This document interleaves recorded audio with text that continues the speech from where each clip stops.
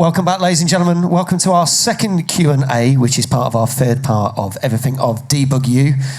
This is where we get to talk to some devs more in depth with Q&A. I ask questions and we throw questions out to the audience. So with me on stage is the wonderful Simon Phipps, now who started making games from 1982. Is that correct, son? Yes, indeed. Yeah.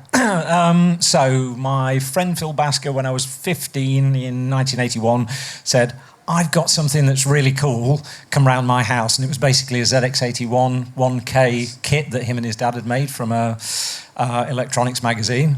And I'd always wanted to make cartoons as a kid. I'd grown up watching Tom and Jerry and being obsessed with drawing and stuff. And I'd always wanted to make movies. Parents didn't get me a 8mm film camera, so when Phil showed me that you could change the Space Invaders from like an A to a H, I'm like, this is a screen and you can put art on and it can move. So that fired it all off. So then it was, basically paper round until I could afford a BBC Model A. And then May 82, I got it for my birthday, and then just was like, right, what do I do? And kind of a combination of, well, I hope you're not going to sit there playing games on it all day. I was like, no, I want to make it do stuff. So put art on the screen. And the next thing is to go, well, hang on a moment, on a computer, if I press keys, I can move things around. I can make my own versions of what I see in the arcades. And then that just snowballed from there. What was the big ambition for you when you just started coding? What was kind of, you think, did you have an image in your head going, right, I want to create this game? Or was there anything you were kind of like, I really want to do this? It was this kind of thing of, I want to make cartoons on screen. And say the interactive part came because that's what you did. So I was okay then, so I'm playing Pac-Man, so I'll write my own basic version of Pac-Man, try and figure it out. And eventually, after maybe about 4 or 5 of these kind of games, which I then ended up putting as a listing, selling to a magazine, and getting a little bit of cash there, I was just like doing my A-levels at the time. My friend Stu Gregg, who worked with me later at Core Design, he used to come round because I was the kid with the computer. And one day I was working on this little game with a guy on a jetpack flying around. I'd managed to learn just enough assembler that I could actually make coloured sprites on the BBC Micro plot whilst all the logic was written in BASIC. And he was like, that's good enough. You should stick it on a tape and send it out to somebody. So I was like, really? He was like, yeah. So I put it on a tape, send it off to, I think it was ANF Software and Micropower. ANF came back and went, oh, unless it's 100% machine code, we're not having it because we can't protect it from copy protection. Right, okay. Micropower came back and went, oh, if you do these 10 changes, we'll publish it. So I was like, yeah. And so I made the 10 changes, and suddenly, at age of sort of 17, 18, I got a game in the charts on the BBC Micro. That is amazing. And where did it go from there? Because obviously you've mentioned Core, and we'll talk about Core a little bit later on, but yeah. I believe you work with Gremlin Graphics and so on. So what was the process after you had that? You got a chart-topping game there, and then move on to... Well, so I did... That was during my A-levels, so I was basically interested in computers and girls, which my A-levels absolutely fell apart. Okay. I was also, because I was kind of pushed into maths, physics and chemistry, because I've got a kind of a science background, but I'm also an artist, rather than doing art and English and stuff like that kind of thing. So I just blew all of those subjects. One of the things was my pure maths teacher was also, he was the computer teacher that year. So I'd be sitting there in pure maths doing differential equations, and he'd go, Simon, could you come in here?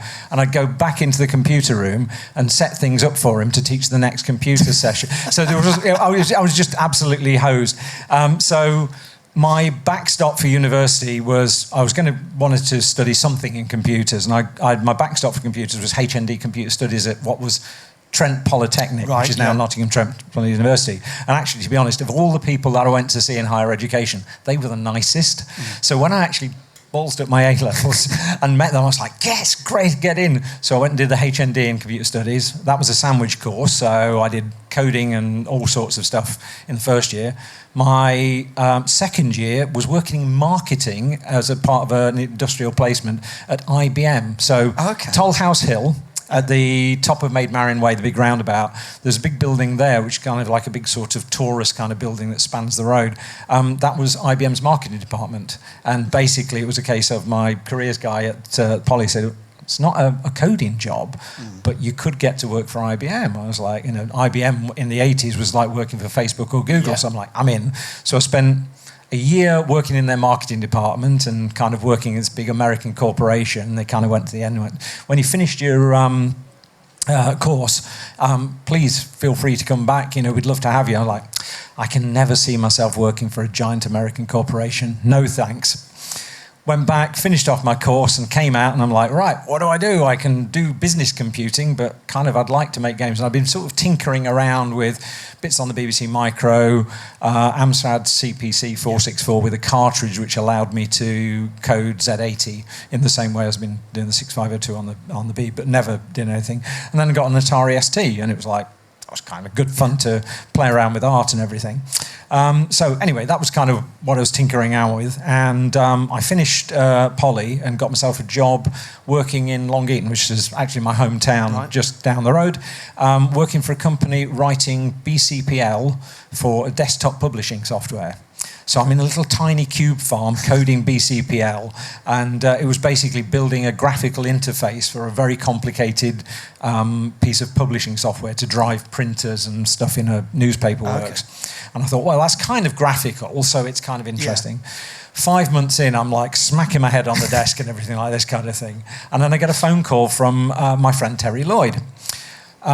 Terry had been working in First Byte Computers in Derby, which is a computer shop, which I'd had a Saturday job working at over my time during Poly. And he and a group of guys who'd gone to... they put together a game called Bounder, which they then sold to Gremlin Graphics and got jobs in Gremlin Sheffield. Right. And with the guys coming from Derby, they were commuting like 40 miles to Sheffield every day and everything. And very quickly, the... boss Ian turned around and said, do you want to just set up a satellite office in Derby? So sort of 8 of them set up this little office in Derby and started working there. So yeah, kind of like the Christmas of about 87, I think it was, I got this phone call from Terry going, Symes, you still drawing and doing stuff with computers? I was like, yeah. He said, I'd need somebody to help me. We're doing Masters of the Universe, the computer game, on Atari and Amiga. I need somebody to draw tiny Dolph Lundgrens for me. And I was like, okay, I'll give that a go. And I thought it was going to be a freelance gig. So I turned up with a disc full of little drawings that I'd done and stuff like that kind of thing. They came away and they went, do you want a job? I was like, okay. So came back home, I'm like, right, do I stay in a cube farm coding BCPL or do I leap into video games, which at that time was like, nobody made video games. There's no such thing as a career. And I was sat there with my fiancée, Jane, now my wife of many, many years, and we went, what do you think? And it was like, I'm going to have to take a pay cut. Yes, I think it was about a 15% pay cut. And he was like, well, look, what have you got to lose? Give it a go, see how it goes. If in 6 months' time it all folds, you can go back to serious computing, but you know, sort of thing. So I went and joined the guys and started drawing art and stuff on the Atari for the Masters game, which was in flight at the time.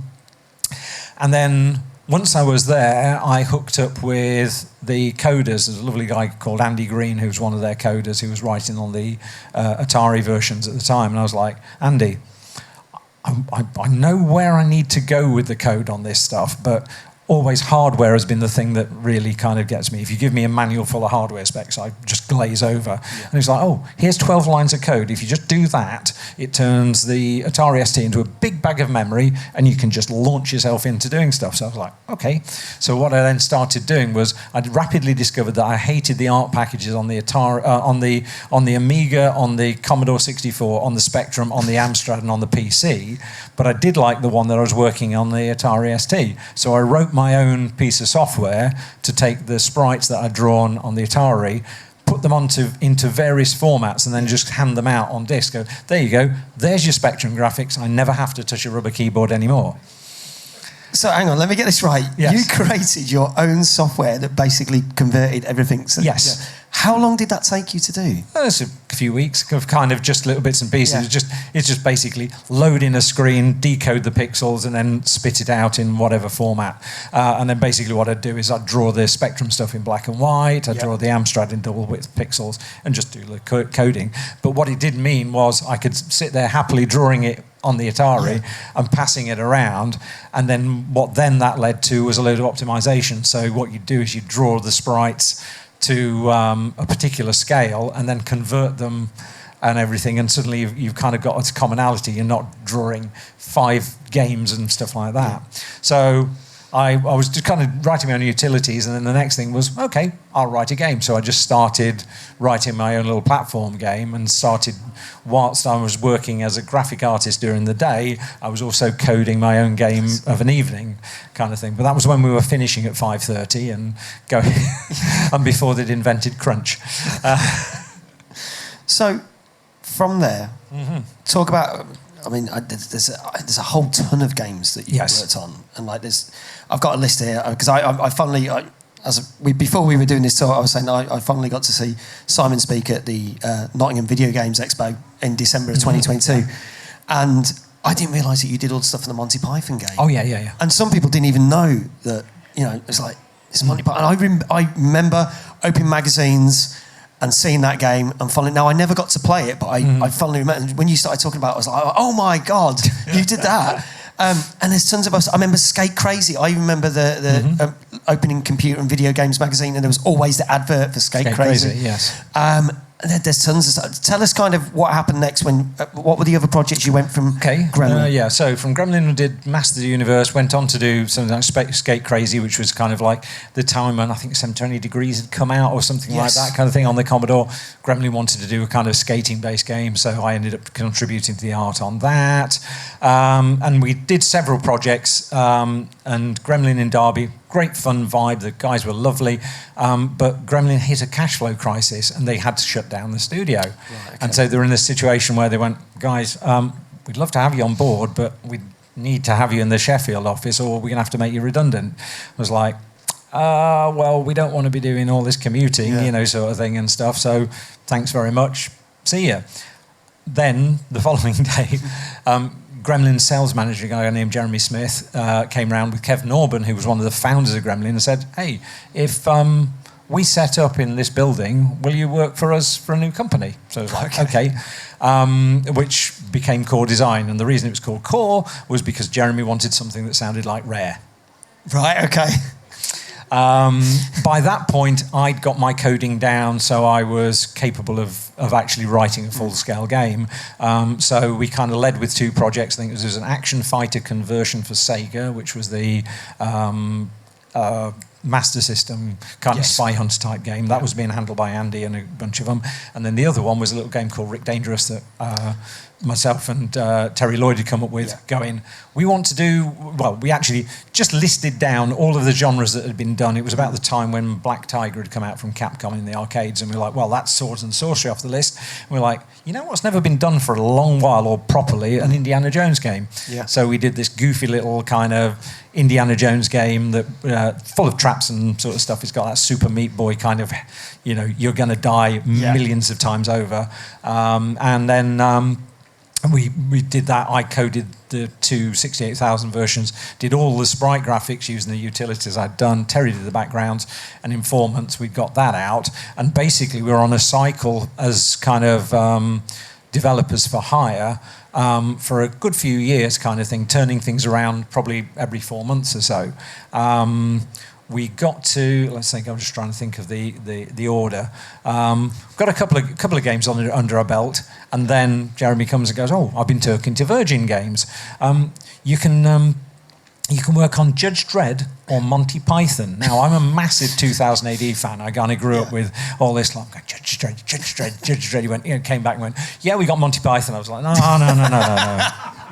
Okay. So I could recite the parrot sketch probably because I'd listened to the record and stuff like that. But I was like, right, I've got to really go in for this. And one of the things I have learned, actually, if you ever, and this is something that I learned on Python, carried forward all the way through to Harry Potter and beyond, if you ever work on a licensed project, remember, you didn't make this thing. It's a Fabergé egg that somebody more talented than you has made it. It is your job to take the spirit of it and bring it forward for the people who love it. So with Python, that meant that I got all the VHSs, all of Gilliam's books, and then for 48 hours on a weekend became the biggest Python nerd ever, watching all of the episodes with a notebook and noting down all the characters that were there, time codes and everything, so I could know where to go, and had like a huge list of these are all the things that are in Python. And then I did a load of practice drawings, because one of the things I wanted to do was kind of, because Python's live action and all this sort of stuff, I was like, right, I remember watching in 1974 a Bob Godfrey's do-it-yourself animation program. It was on Kids Telly in the morning, and they had actually had Terry Gilliam on the time showing you how to do cutout animation. This was one of the things that made me want to make cartoons as a kid. And I was like, I need to learn how to do his stuff and then interpret all of the characters from the John Cleese Ministry of Silly Walks, the Nudge Nudge guy, so it all looks like as close as I can deliver to a Gilliam cartoon, and then we can then create something around that. So that was kind of the thing I did from that side. From the other side, we had Virgin come in and they went, right, we like what you do, but whatever you do, don't make it like Rick Dangerous. So we're like, okay then. And I think what they meant was, please don't take the code that you've already done, just reskin it and pass it off. We took it as, okay, we'll go that way. But we knew that we could only build a kind of like, we had to build some kind of platform action game. Every single meeting was, they wanted us to make 500 mini games, which were like, you're never going to fit them on a Spectrum cake, you know, sort of thing. And all of the meetings became very unproductive. We go down and you're like, you know what you should do? You should interrupt it at this point, and then you should go into a cheese shop where you've got to go and buy a load of cheese, and then you argue with the guy and you buy the cheese, and then you get this. And it was kind of like either a graphic adventure on the scale of a LucasArts thing, and there were 5 of us, on 6 formats in the early 90s with 8-bit computers with cassette decks, or it was this kind of thing of, or it was just this massive idea of like a minigame, and probably about 2/3 of the way into any of the meeting sessions that we had, somebody would start reciting a Python sketch, and then somebody else would do, and you'd come away just going, oh. So we actually started this one, Python specifically. It was the first project I ever worked on that overran. We thought, 4 months, we can do that. That's what it took to do Rick and the stuff like that. Well, 4 months came and went. It was 9 months by the time we finished, and we had was just a struggle of trying to get this game to work. And one of the last meetings, we had a new producer at Virgin at the time, and he came back and went, actually, could you put some of that sort of Rick Dangerous type trap type stuff in? Okay, right. So I then turned around to the team, who were absolutely, bless their hearts, were just worn out, as I was, and I actually worked with Greg Holmes, who was our manager, and said, right, I've got an idea how we can do this. It's going to be a grind. And what I did was I basically went home and worked from home, this is back in the 90s, for a week. I did all of the level design, all of the art for both backgrounds and foregrounds across all formats, all the hand-coded animations and cutscenes, and all the triggers and everything like that. And then basically on the following Monday, I came in with a load of discs and went, there you go. Right, everybody implement that, I'll go away. So for a month, I kind of didn't sleep and just went full Python. I think everybody on the team hated me, and I can't blame them at all. But we got to the end of the month and we're like, it's done, get it out, and stuff. So it was a weird and wild experience, but I'm proud that we actually made a game out of Python that was even slightly coherent, and it's got something like about 200 references to Python stuff in there, whether it's little instant cartoons, whether it's particular bits and pieces. And I really enjoyed making all the art and kind of doing it justice. But yeah, there was the one where you just go, you should never have made a game in it in the first place.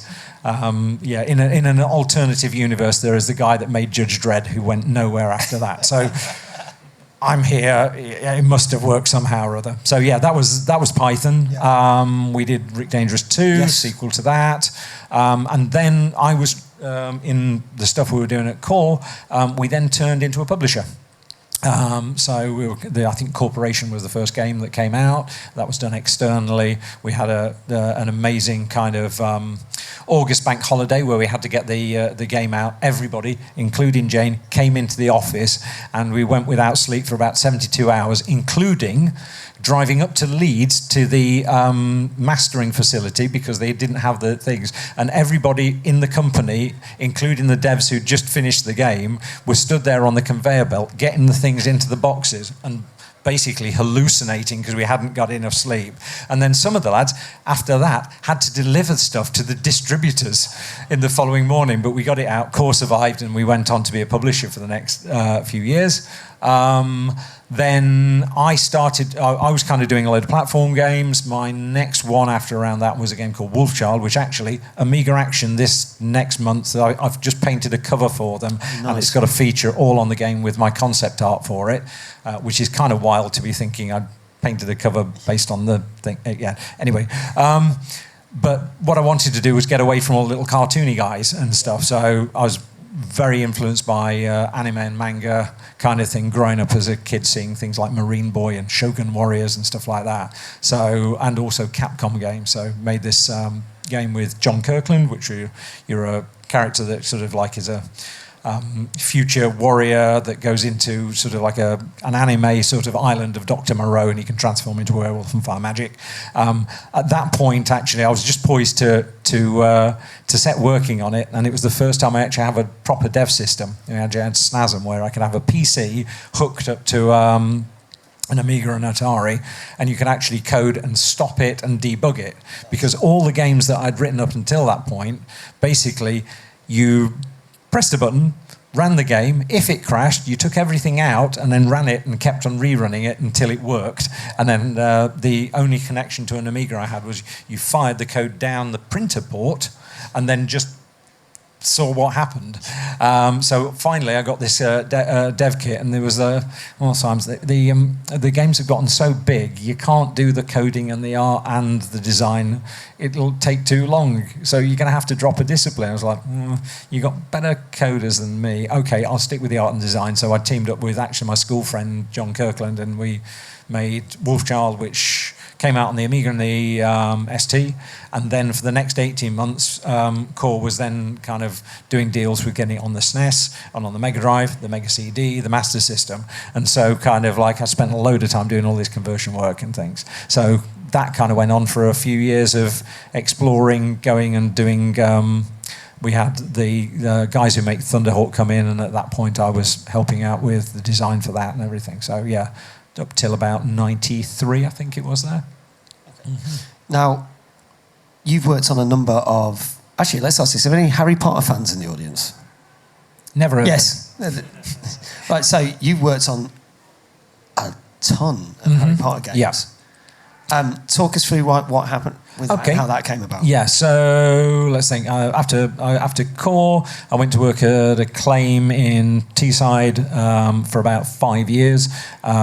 Started on College Slam, their third iteration of the NBA Jam game, which was the college-based one. Then we convinced Acclaim that the Teesside studio was capable of doing their own project, and we worked on a big game called Shadow Man.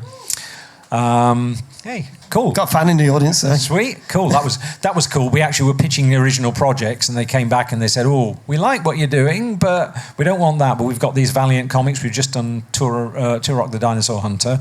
Have a look at these." And they gave us Trinity Angels, Bloodshot, something else, and Shadow Man. And we were like, that's cool. And so myself and my friend Guy, who was creative director at Core, who left Core with me, went, right, let's go full-on crazy 7 serial killer, but mix it with all the game mechanics of Zelda, and we kind of made that.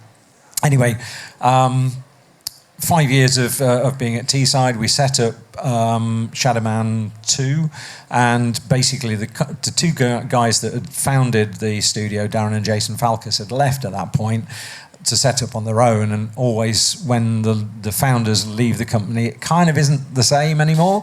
Yeah, that's what Alex was saying in the previous talk. Yeah, he said the same thing. You know, sort of thing and stuff. Yeah. And we were kind of going, don't know how long Acclaim were going to do it. So anyway, Guy and I left. I took a little, very short job at Infogram, and then he'd gone down to EA, and I got a phone call going, do you want to work on Harry Potter? I was like, okay. So I went down, I had like I think it was 8 people who all ended up all working for interview kind of batting questions and all this sort of stuff. And the funny thing was, I'd actually been given the first 2 Potter books for my 34th birthday, which was the year before, and I'd loved them, and it was really, really nice. So when I kind of came in there, it was like, I've got the experience of doing all this kind of stuff, and so I was lead designer on Potter from October 2000, which was on the first games, all the way through to halfway through Order of the Phoenix in 2006.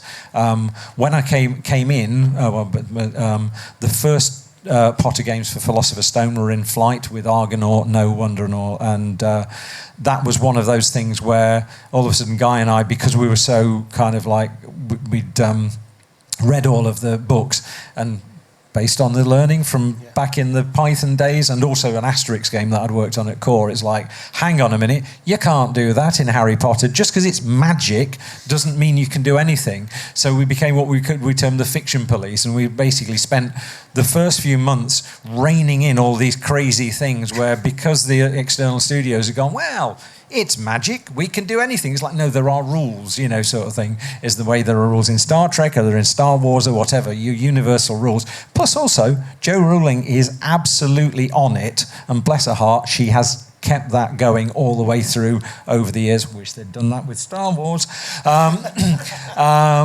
And absolutely kept it nailed down and not allowed anybody to fiddle around with it. So, and actually that's one of the reasons why Warner Brothers got it and then EA, was because when she was doing the talks for licensing Potter, Disney wanted to Americanize it and set it in America, and it was like, no.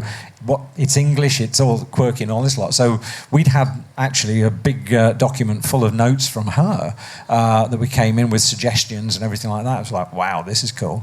The movies were in flight as well. And so what Guy and I did was, right, okay, then we're going to do the utmost to rein these games in for Philosopher's Stone. And then we know that we are working towards the year after next to tie in with Chamber of Secrets, the film, for what were then next-gen versions, the PlayStation 2 and GameCube, of Chamber of Secrets actually in-house at Chertsey. And basically, for 6 years, I could tell you every feature of Floor 3, Defense Against the Dark Arts. There's a secret passageway that leads down from 3 to 2. From 2 to 7, next door to the Gryffindor Common Room, there is another one. The Room of Requirement, all that kind of stuff. And it was really exhilarating, exciting. We got a team of probably 150 people. On the first one, we had a split between our team at Chertsey and some guys at Eurocom in Derby as well, which was kind of convenient for me because I got to go home of an evening sometimes, and they're a lovely bunch. We were just this huge juggernaut where you're going, right, we have to hit it day and date with a movie, and just kept on piling on. Let's think, say, Chamber of Secrets, we tried to do the closest to an explorable Hogwarts. One of the things that when I came on board, I was like, when you look at the books, the whole idea of being at Hogwarts is a real big deal. So we need to give you the ability to explore the Hogwarts, and then what we'll do is we'll punctuate the sequences that are in the book and the movie at the appropriate time. So we came up with the idea that the thing had a day and night cycle. So I think it's 7 days or something like that. So the first day you have to go to class. You go to class, you come out, then you're wandering off and you're sent to another thing, which means that you intersect with the story beat. And so, you've got the freedom to explore, you've got NPCs around, you've got an explorable Hogwarts, but then you're also hitting all the pieces. And we kind of carried that forward onto Prisoner of Azkaban, where kind of higher-ups went, well, you just played Harry last time, can we make it so you can play Ron and Hermione? So we kind of did that thing of splitting it out. So I think Hermione was small enough to climb through certain gaps, she had certain spells, Ron had some other ability, so you could switch between them. And further refine the development of Hogwarts. The majority of the scripting of Hogwarts was me and my friend Andy Kerridge, Andy is a coder turned designer, and we basically had this scripting language, and we just kind of threw in writing AI routines and all sorts of stuff to make sure that the Explorable Hogwarts was a big deal. It wasn't really a big deal from the point of view of the company, but we were like, this is essential.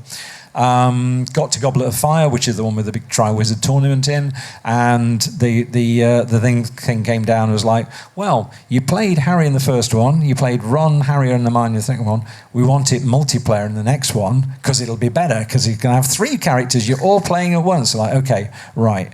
Explorable Hogwarts? Nah, I don't care about that. Okay, then, right, we can do that. So we put the camera up and did. It was kind of like more like the Lego games, Shrek at the time kind of thing with the punctuation, and did split that up with some the mini game kind of stuff of swimming down in the mermaid depths and all that kind of thing, and that came out. And everybody turned around and went, oh, we want to explore Hogwarts again. So I was kind of like... So going into Order of Phoenix, by that time the relationship with the movie studio had gone really well. When we first started, they were holding the cards very close to her chest, but then over the years they realised that we did better if we fed off one another. So that's why over the course of the games, Harry goes from being a generic Harry Potter to looking like Daniel, sort of thing. Actually. Quick side note, dealing with talent and stuff like that. Argonaut on Harry Potter Philosopher's Stone, they're having a load of trouble getting the likeness of Snape through Alan Rickman.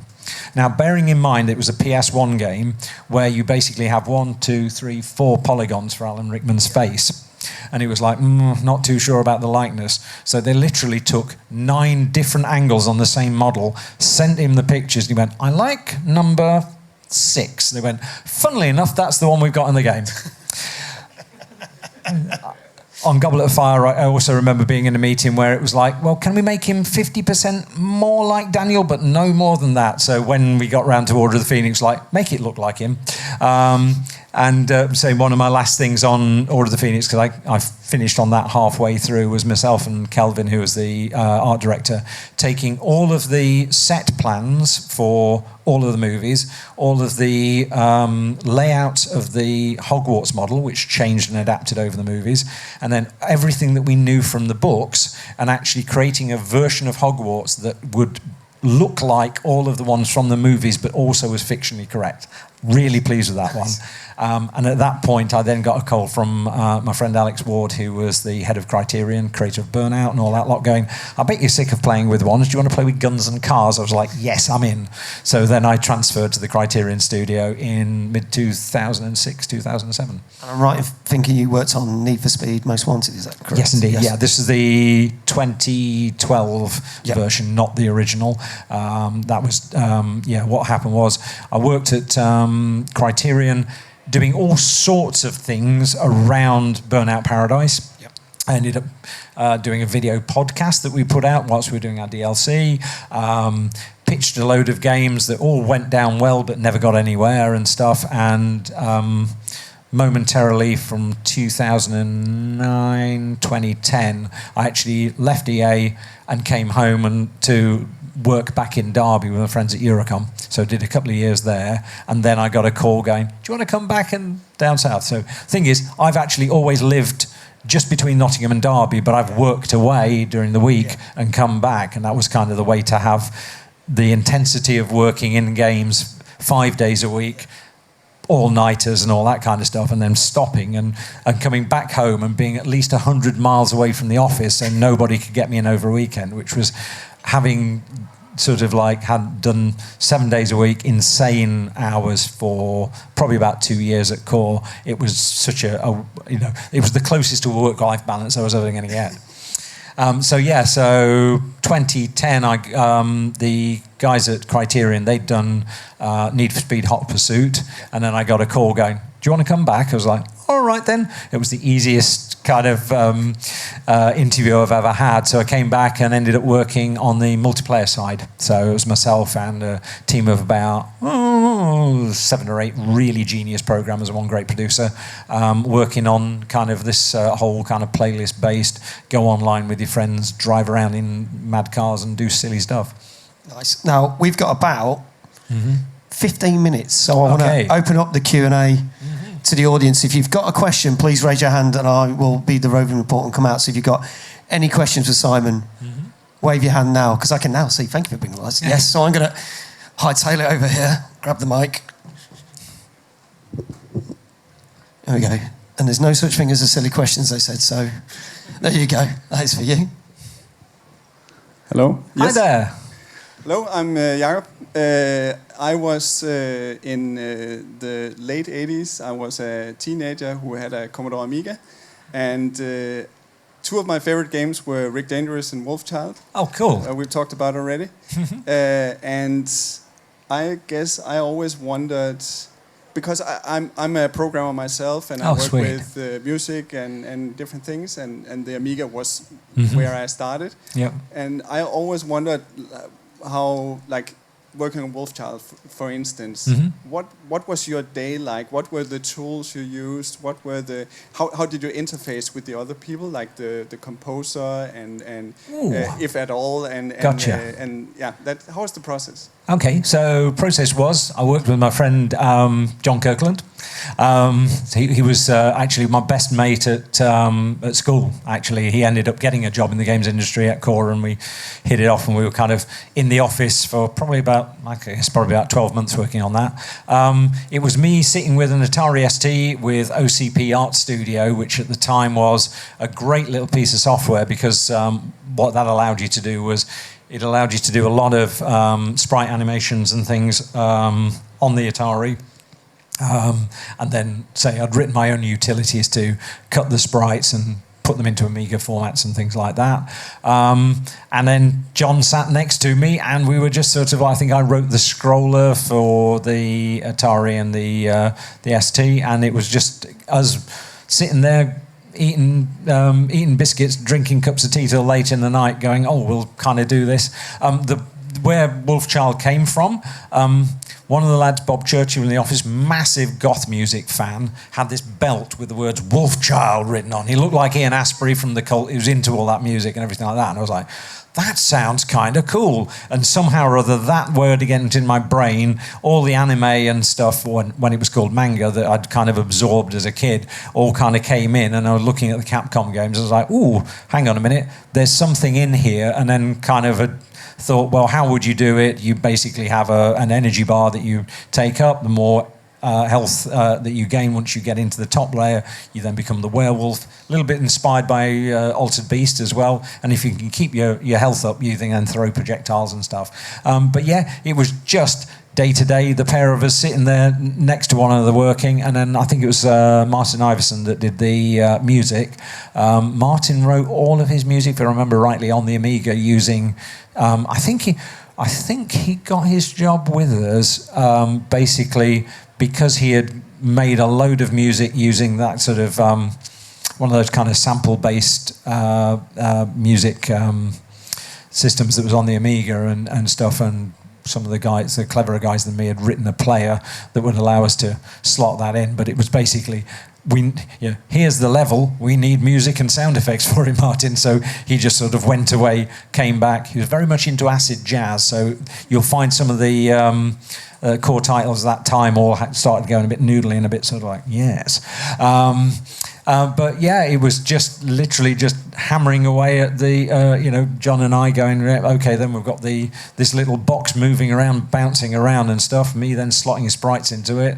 And then from a map creation point of view, I wrote my own map editor. So I could basically just sit there with the joystick, scroll some blocks around and just paste everything together. And I think, if I remember rightly, I think the stuff on the Atari and Amiga was basically the entire background was made of 16 by 16 pixel blocks that were then arranged into larger slabs of kind of 4 by 4s, and those were all glommed together. I drew all the art for the Amiga, so the back plane was probably 3 colors, foreground plane, 3 colours, middle stuff had certain limited palettes. And then when it came to do the conversion work for like the SNES, all of a sudden I was like, hang on a minute, you mean I've got like 32 more colours and more shades to pack into these sprites? And on the Wolfchild conversions, I learned the lesson. always draw your art to the highest resolution and color depth possible and take it down, because trying to add it in is horrible. And you'll spend 18 months doing it. And then say the most fun I had conversion-wise was getting Wolfchild into a master system. Had Sean Dunleavy, who genius programmer, working with him, and basically we took this thing into, I think it was something like stupid, like 64 8x8 characters, and it was just basically going through all the art and constantly converting it to a character set of 8x8 characters and just seeing what you could get away with, and just stripping out anything where you go, oh, this character only appears 3 times in this level, that's spare, let's put something else in. Even to the point that any character that didn't move, and these were big sprites, particularly for the Master System, were background characters that then we deleted from the playfield when you shot them and stuff. There were all sorts of hacks. Very, very satisfying thing to work on, because you're going from the Amiga, which could, and then the SNES, which could do practically anything at that point, to going to taking all this stuff and fitting it into a tiny little box. That was quite good. But yeah, that was it was just show up at work at sort of 8 o'clock in the morning, keep cranking around, and powered by tea and biscuits. The only other Wolfchild story that I can remember was we had a preview with a magazine one day, and we, late in the afternoon, everything went wrong. John and I were there till gone midnight trying to fix what was going on. We're just like, well, if this is not going to work, the journo's going to turn up tomorrow morning and we're screwed. It's like, well, we can't work all the way through the night. I can't figure it out. Went home, sleep, back in the office for 8 o'clock, pulls up SNASM. Oh, that's where it is. Fixed it. Everything went smooth, and that's kind of always a lesson going forwards. Has always been, sometimes you have to just walk away from your desk because your brain gets trapped into looking at something in one particular way, and you have to kind of derail that and come up from with a fresh eyes, and suddenly it's really obvious. So I don't know whether that answers the question, but that's kind of as many things as I can think of that Wolfchild related. But yeah, Amiga Action next month has got a big kind of thing, plus it's got loads of concept art and stuff that I did in the magazine, plus a cover. Have we got any more questions for Simon? Got one over there. I'm going to... let's get those steps in. There we go. I'll be worn out by the end of the day. There we go. Hi, so it sounds like when you were younger, you mentioned that you were pushed a lot into math and science. Oh, and yes. that worked out because you were interested. But how did you keep up with the art then? Because I know those don't always go together.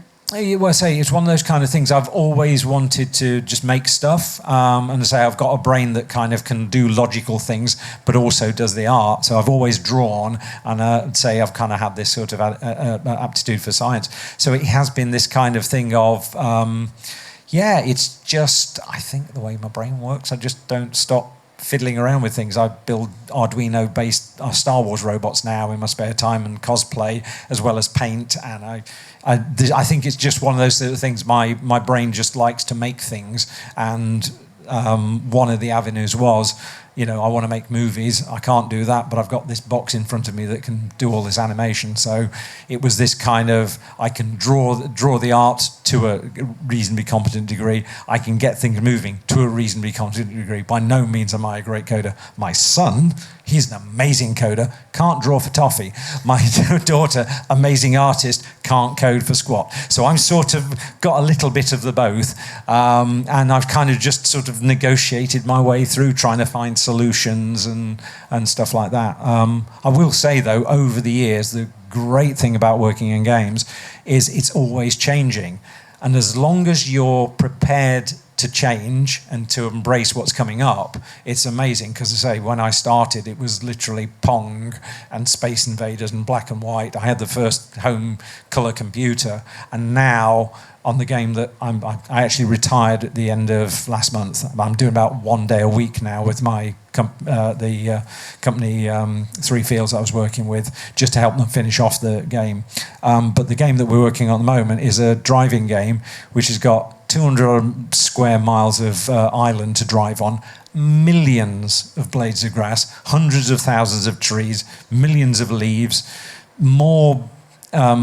more memory is being taken up in one wheel of our cars than probably the first 13 games I ever worked on, sort of thing. And it's kind of quite a miracle to have kind of experienced what was effectively like doing silent movies all the way to the Age of Ultron or something like that kind of thing. And say, if you're willing to keep moving with the tools and stuff, it's always exciting because there's always something changing. There's a lot of things that stay the same, but what you get to do, what you get to experience, if you can keep on top of it, sort of thing. And one of the things I found with my career was I went in as art, developed into doing the coding, then lost a load of disciplines just to become kind of a designer and manager. And then in my later part of the last 10 years, I've gone back to being a designer and an artist sort of thing. So kind of come back to what I was doing.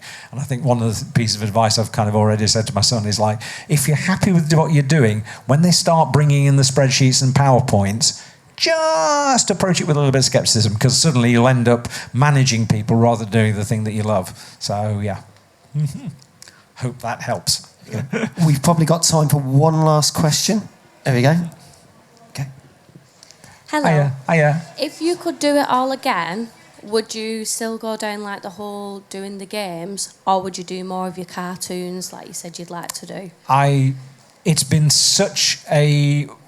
I'm so content with where I am now that I wouldn't change a thing. I've had some very, very bad times, some very bleak times, but they've informed where I am now. And I always kind of think to myself, if you ever get to a place in your life where you go, hey, it's pretty cool, the route that you took to get there is what got you there, and you appreciate it. So the horrible times that I had at the end of core, suicidal thoughts, because the pressure got really bad, and that was the 90s when you didn't talk about anxiety or mental health. Now I know what I appreciate, why I do, why I have the work-life balance I have, why I value my health and things like that kind of thing. And it's like all of those lessons kind of made it worthwhile. And so having kind of gone from seeing a hobby turn into a gigantic industry to being in a position where, working on the Potter games for like 6 years, that's kind of equivalent to being Steven Spielberg or George Lucas in that thing where you're seeing the big Hollywood movie in flight and you're given the keys to it, get to experience it, and it was like, that was good, but I'll go back to doing the art, thank you very much. Having had all of these crazy experiences, it's been a fantastic ride, and I really appreciate it. It's good looking back. The only other thing I can think of is if anybody's in the thick of something right now, there is looking forward, I can assure you it will always turn out all right. There is a version of you that will be able to look back and go, oh, that was a bit horrible, but I can get through it. And you're actually much tougher than you think. So really, in terms of the whole arc, wouldn't change a thing. No problem, thank you. Thank you. Fantastic. Thank you, everyone, for your questions. I'm afraid time has now beaten us. Simon, thank you so much for your time and sharing your journey through us. And thank you for being a great guest speaker. Yeah. Can we get a round of applause for Simon Phipps, please? Thank you, guys. Thank you. We are going to take a short 15-minute break, and then we have our last 3 guest speakers starting from 7 o'clock as the final part of the Debug U event. So by all means, if you want to speak to Simon, so I'm sticking around for a little bit, ask some questions out in the bar, have a chat, and then come back here in about 20 minutes. We've got our final 3 speakers. Thank you very much.